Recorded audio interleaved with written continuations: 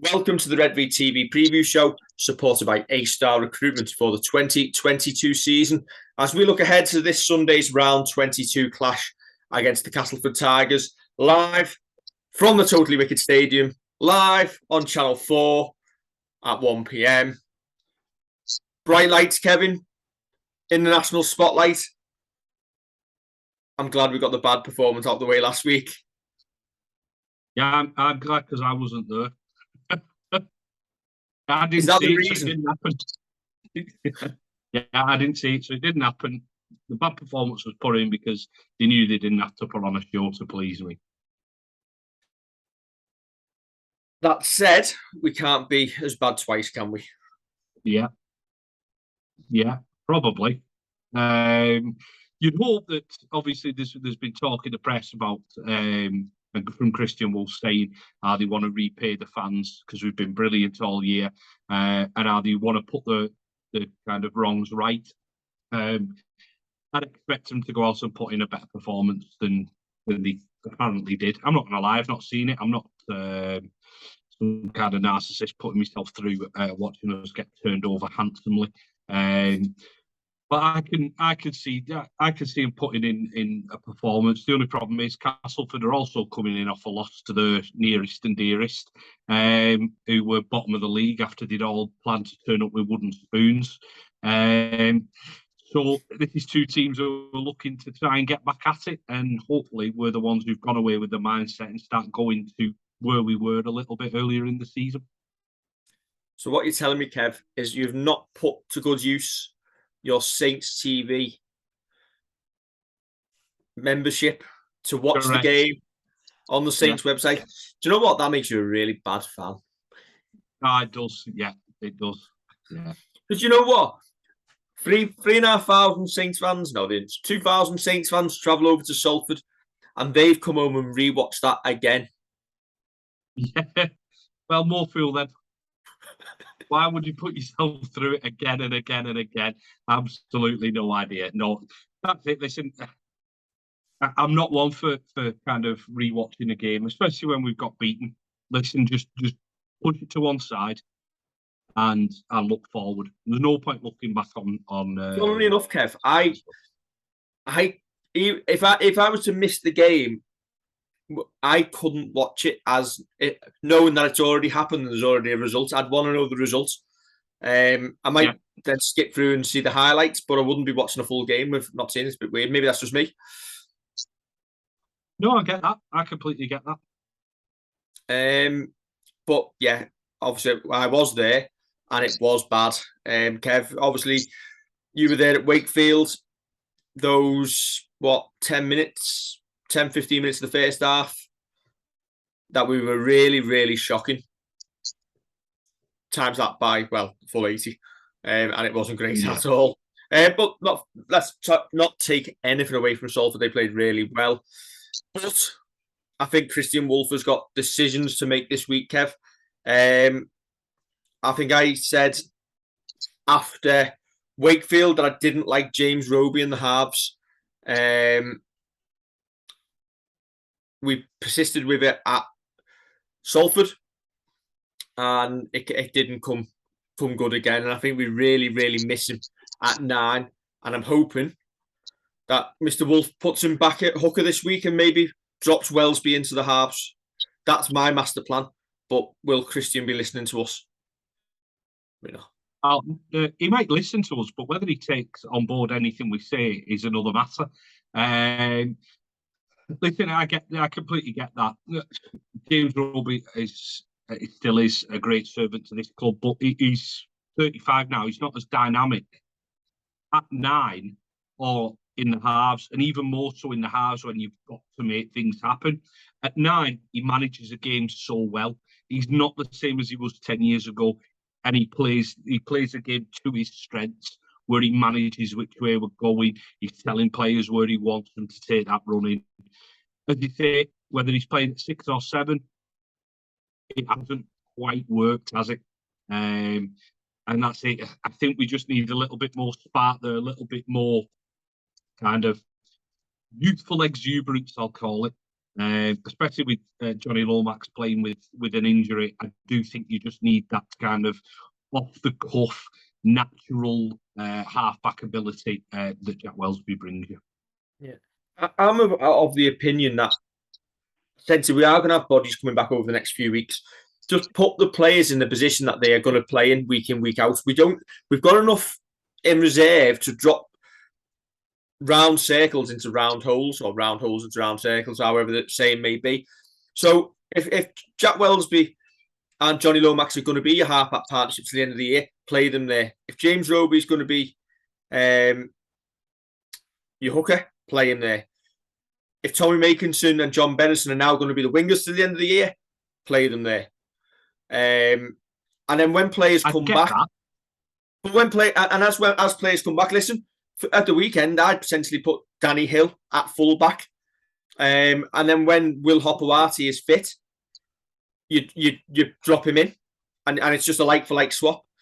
That said, there are decisions to be made at the weekend, and you've got the young lads vying and chomping for a place in the squad. We heard Christian talk about Dan Hill in Mike Critchley's St Helens Star article the other week, where he said he'll get game time before the end of the year. And you have to say, given the injuries to Regan Grace, is that time now? It probably, you know what, if he goes with Welsby in the halves, then obviously it is going to be. I don't necessarily agree with everything you say there. Neither does Christian Woolf. He says it's about just getting the best 13 on the park. I don't think you drop Dan Hill into a key position as fullback with as little first-team rugby as he's played. I think that's the whole point of playing John Bennison, and Bennison getting time. He's the one who drops into fullback. Christian Woolf said again in the Star this week, we can't do combinations at the minute. We've just not got the right players there. You look at, like he was on about our edges. You look last week, you had Regan Grace playing, who would usually play across your centres and wings. You've got Lomax in at half-back with no Dodd next to him. I think I don't agree with necessarily dropping Danny Hill into full-back, but I would give him a run this week and put him on the wing. And that's not just because his shirt's behind me and we sponsor him. I think you bring a player in, like Johnny Lomax did at the start of his career, like James Roby did at the start of his career. Yeah, exactly. You put them in and you give them that kind of, you're going to play wing. We're going to keep you a little bit out the firing line. You're not going to have to make big decisions like you do if you're going to come in at fullback. You kind of bed them into the first team, and then they start making the way in a position that suits them. And whether that ends up being wing for the rest of the career, so be it. Listen, I would stick with. I think you're right with some combinations like Lomax and Welsby playing in the halves. I think they've just got to stay in the halves. But I think we're going to do that much chopping and changing. Hopefully, we get Percy back. Will Hopewati's imminent. You're going to have that much chopping and changing that I don't see the point of necessarily trying to stick with a team. I think you just play the best that you've got in each position. See, I could go with, as you say, the argument for Dan Hill playing on the wing if he's going to come into the side. Obviously, we've seen it done over the years, just give that little bit of protection. But you could argue that, again, potentially now, if Will Hopewati is to get another injury before the end of the season, I would say John Bennison is probably your backup fullback in the big games. Drop him in. No, just drop him in there. And give him that game time, yeah. And then obviously look at him on the wing. Look at Daniel potentially on the wing if he comes in. Yeah. There are other options. You could, if you really wanted to, go with Conrad on the wing. Yeah, you could. I wouldn't. To be honest. I wouldn't, but you could. No, you could. Of course you could. Of course you could. Well, we lined up, mind you, we lined up in the Alex Walmsley testimonial with Conrad, Stentor and Will Hopewati wing, didn't we? I wouldn't. I just think that if I was going to play the kind of Bennison at one, Hill on the wing, Makinson on the other wing, I would probably say that I would play Makinson alongside Davis and Hill alongside Harrell. And Harrell and Makinson are the ones with the experience to get the young lads through the games. Tillenworthy wants them to be. literally position them where they want.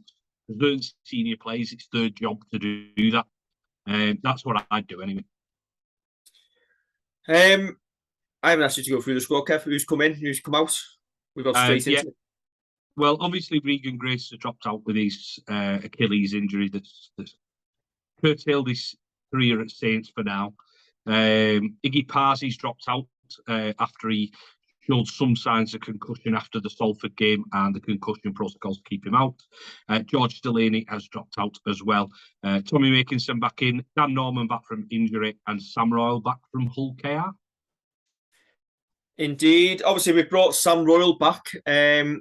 Obviously, with the concern that Curtis Sirenen had suffered an injury potentially that was going to be similar to Johnny Lomax's. It was a torn biceps even. But the news from the scans this week is it wasn't as bad as first feared, and he's actually fit enough to make the squad this week, which is a massive, massive plus, because we were worried last week after he went off after 20 minutes, missed the last hour of the game, that he may well potentially another one be done for the year. So I think we might have got away with one there, and Curtis has been one of our better players over the last 4 or 5 weeks, and he would have been a huge loss. Yeah, completely agree with that. I think he's been, him and Iggy, who's missing out, have been the stars of our pack. I know you've got the likes of Morgan Knowles, who just does it week in, week out. You don't really notice him. But Curtis Sirenen and Iggy Parzy have been the ones who've kind of stood up a little bit more and made you notice them. As you'd imagine, that's exactly what you want from your overseas players. So if he's fit enough for the squad, it's a good sign for the rest of the year, isn't it? Home game this week, Castleford on Sunday. Obviously, we lost against them when we played the kids prior to the semi-final.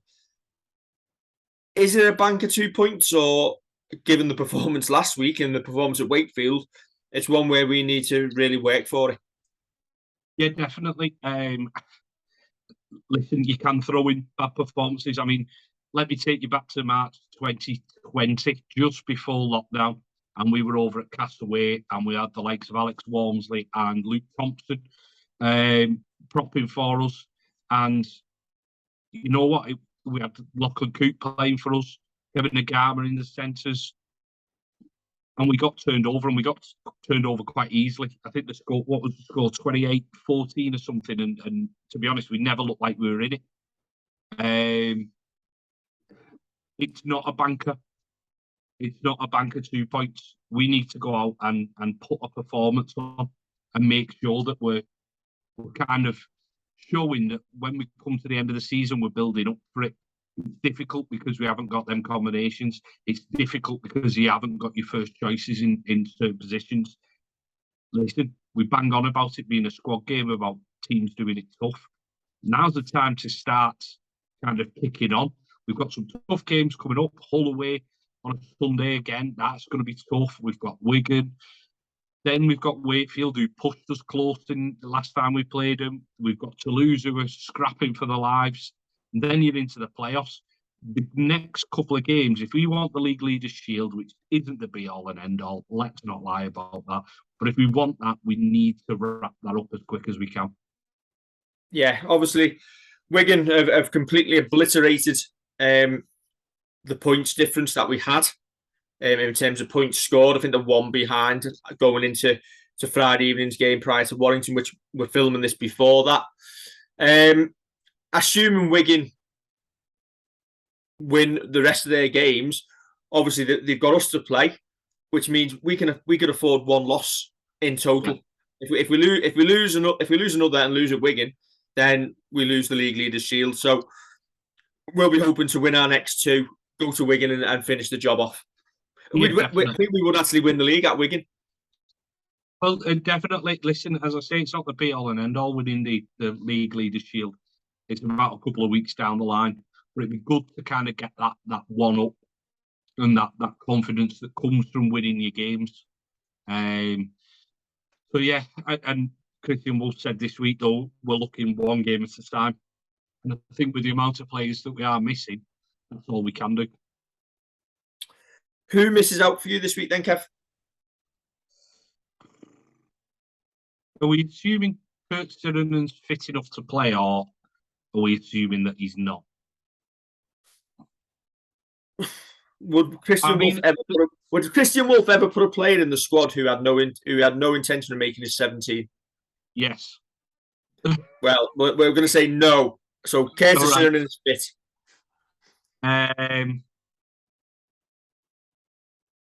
Pemberton, Baxter, Royal, and one of Wingfield or Norman. I'll go Pemberton, Baxter, one of Wingfield or Bell, and Sam Royal. Listen, Sam Royal's gone over at Dolcar and done 2 lots of 80 minutes and 1 lot of 70 minutes. I think he'll get his chance this season as well. I know Hull fans were a little bit filthy about us calling him back, but you know what? He's our player. If we feel like we need him, whether that's in training, whether that's as 18th, 19th man, whether it's him coming off the bench or whether it's him captaining us, like last time we played Cass, it's up to us what we do. Absolutely. Cass squad, Kev? Yeah. What do you want me to tell you who's coming to this and who's missing as well? You can do. O'Brien, Mellor, Blur and Fecky in. Mamo, Smith, Lawler and Hudson out. Yes, would you like some hot news off the press? Go on. Daryl Allfates has signed for Leeds Rhinos for next year. All right, fair enough. Briscoe, yeah, I read that Briscoe had gone. People will obviously with Regan going, people will start talking about who's going to come in and play, and I'm sure we'll cover that a little bit from a Saints point of view, won't we? But yeah, he makes good meters, Alford. He's like their version of Tommy Makinson, that he makes good meters. He's not scared of kind of putting his hand up and doing the hard yards to get them off their own line. Decent player. And Leeds look like they're trying to rebuild after a couple of lean years, don't they? Have Cass gone a little bit under the radar in 2022, given that they are currently 5th in the table? Yeah, because you know what? If you'd have asked me where they were in the table without me looking, I wouldn't have said 5th. I'd have said around 8th. Yeah, 8th would have been exactly. But should we be surprised when they have the owner of the best shoes in Super League as their head coach? Because every time he was Hull manager and he turned up in his with his black suede shoes, absolute tremendous pair of shoes. He looked like he was ready for a night out down Duke Street straight after with Mr. Radford. But you look at their 21-man squad and there's quality throughout, Kev. Even when you're getting into the 30s, you've got obviously the likes of Gareth O'Brien, Jason Karikari, easy for me to say, Alex Mellor, and even their number 32, who's a bit of a steal. Oh, no. You know what? Me and Peter nearly went through a whole episode last week without any puns, and then Peter ruined it by doing a beautiful South pun right at the end. Absolutely. Yeah. To take your point, though, yeah, they have got some good players. They've got some experienced players as well. I just thought we got away from the puns.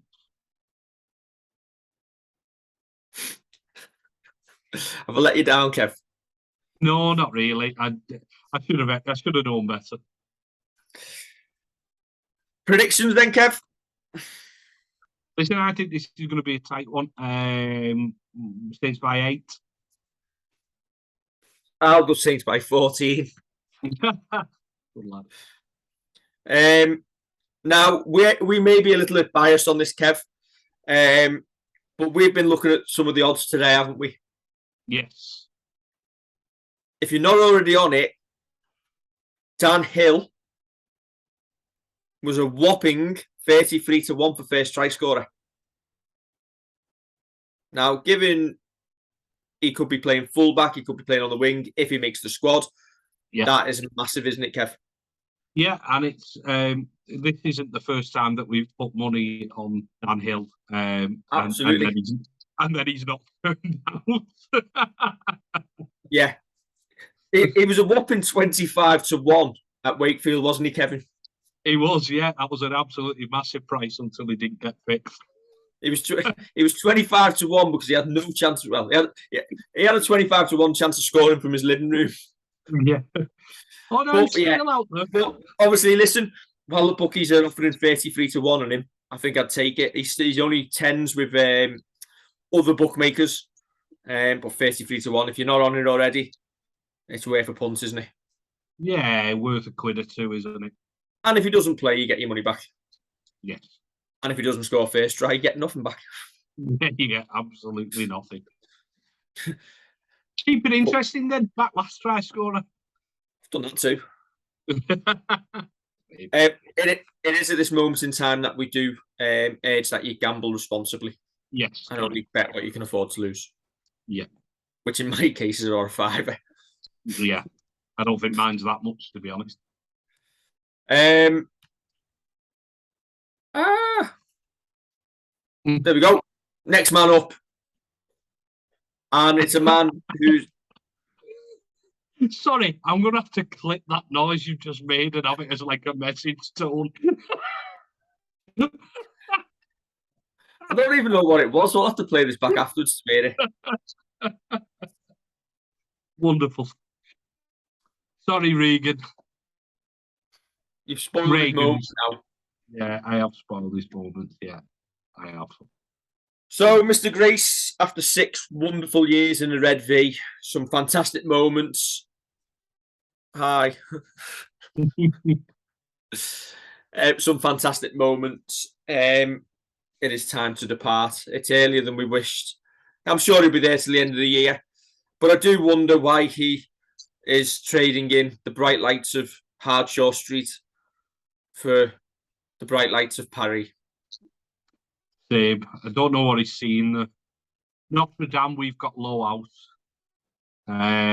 Eiffel Tower, we've got the 2 Silk Towers. Smoking chimneys. Help me out here, Dave. For Emily in Paris, we've got Johnny Vegas. But I'm trying to think of it's a Parisian singer. For Snails, we've got Birchall Spice. Miles better. For Vanessa Paradis, we've got Jackie Abbott. For the finest French restaurants, we've got the spicy chicken. Yeah. So, yes. But Kev, Regan, he's been absolutely fantastic for us. We do wish him well as he moves on. We hope it might not be the last time we see him in a Saints jersey.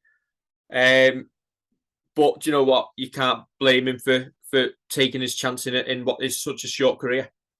Yeah, absolutely right. Listen, it's tough because people obviously court loyalty and they want it from players.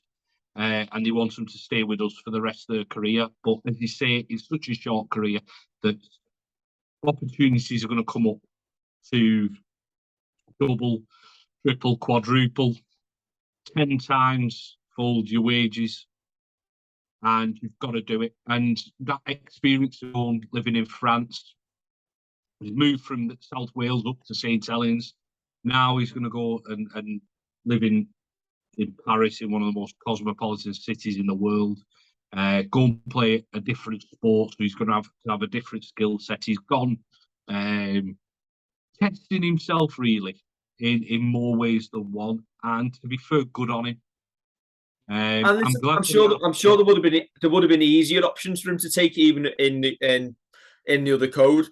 But do you know what? It takes some grit to up sticks and take on another culture. And you know what, Kevin? I know what you said about some fans wanting loyalty, but do you know what? A player who sees his contract out has fulfilled all of the obligations asked of him. And listen, if Regan wasn't good enough and he'd got to the end of the contract, we wouldn't be offering him a new deal just because of loyalty. It works both ways, and fans need to understand that it's a business as well. Yeah, of course it is. It's a business for the players. It's a business for the club. And you're right. And I'm not accusing any of our fans there by saying Regan's not being loyal. It's just an overarching thing that people want. Players like Regan Grace, who are box office players, they want them in the sport. Yeah, putting on our jersey, but in the sport. And I feel like there was a missed opportunity years ago to get more Welsh players playing the game. I know down in South Wales, they've made efforts with rugby league, but they've also kind of narrowed their game up for the big clubs. And they've now got like the regions play. And I know they've still got the club size, but the regions tend to play. And I feel like there should be more players like Regan Grace in Super League, not just for Saints, all about for all your top clubs. Just it is a shame that he's going from a rugby league fan point of view, but you move on and you promote or you sign someone in, and it's just the way, as you say, the way of sport that a team needs to evolve and it needs to regenerate and it needs to see if they can improve on what they had. Absolutely. The only thing I always think of, remember, I don't know whether you were there, when Kieran Cunningham was looking to sign for Swansea. And was it Swansea Union? Does Swansea have a union team? I don't know. And Saints fans were behind the sticks at Castleford, funny enough, singing at him, you won't get songs at Swansea. Proper barracking him, because at that point in time, Kieran was on his way out, he was going. And then there was like the U-turn the following week and he decided to stay. Excellent. Not that we'd advocate hammering players for wanting to move on or anything like that, but yeah, no, tremendous fan power in action, I suppose. Yeah, and you do wonder whether it eventually had an effect, but Regan may well get songs at racing. He probably won't understand a word of them, but he'll get songs. But no, we wish him well. I'm sure it'll be racing as well rather than racing. Oh, will I become Davide when I go over there then? Yes, you will. It was rugby union with Swansea, August 2001. Row erupts over Cunningham's snub. A Granny Gate row erupted last night as the accusations flew over Cunningham's decision to abort a move to union with Swansea and Wales. Just think how different the world may have lay had Kieran Cunningham gone to union. Who is to say that James Roby would have come through and developed in the same way? Yeah. Well, exactly. 20 years could have been completely different. Of course it could. Yeah, well, that's it. Sliding doors moments, isn't it? And that's it. Now the club's got to find a replacement for Regan. And I'm sure they'll do the due diligence on it, and they'll either promote from within. And we've mentioned John Bennison playing on the wing, and he's making a great fist of it at the moment and learning his trade. Or they'll look elsewhere and see if there's someone that they can bring in, probably not short term necessarily, excuse me, but someone who won't stunt the growth of the Jews if there's someone who they really feel is a top level talent for the years to come.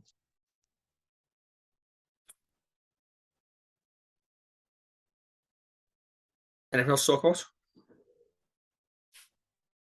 No. Done now. Well, one thing, okay, yeah, Channel 4 having rugby games. Was it only 10 they got or something stupid like that? Yeah. It feels like it's been so stilted, doesn't it? Felt like a big launch and then it's kind of fallen off. It's a shame. And I'm not blaming Channel 4 for that, by the way, but it feels like it's fallen off and there's not been that kind of momentum, that continuity where we could have really got that 1 o'clock on a Saturday or a Sunday, it doesn't matter. Get that nailed down as a proper option for a kickoff. To be honest, if it was 1 o'clock on a Saturday, if this game was Saturday instead of Sunday and it was 1 o'clock, it'd be ideal for going out and listen. This isn't for everybody, but going having a couple of beers after the game as well. Maybe going for something to eat, keeping you in town for something. It's a shame that it hasn't. It's been so well kind of produced and promoted, but it's not been a consistent thing. I think they went for like four or five games in the opening weeks of the season, and I've only gone for like one every like month since. Yeah, it's quite bizarre. Are you drinking Coke out of a wine glass, by the way? I'm drinking Coke out of a plastic wine glass. That's how classy I am. Classy. Yeah. Right then, Kev, I think we need to make a commitment here. If Danny Hill plays on Sunday, his shirt behind you, the signed jersey is getting raffled on Monday. Yeah, it's got to go, hasn't it? We'll have to try and catch him.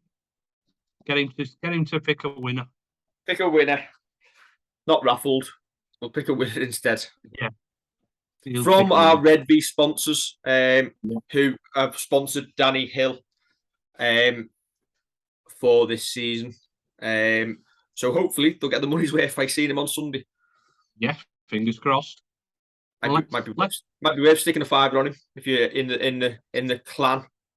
Yeah, the pages on Redvee of all the sponsors for 2022. So we do thank them for joining aboard, and we're getting at least, hopefully, a second appearance from him in 2022. Yes, and Redvee could be read out over the tannoy as well. Redvee on national television, Kevin. Who knows? Could well be. Do you know what? We were having this discussion, don't we, earlier about how invested we feel in Danny Hill. Yeah. He's ours. Yeah. Whether he likes it or not. When he opens his curtains and we're like that. Yeah. Dan!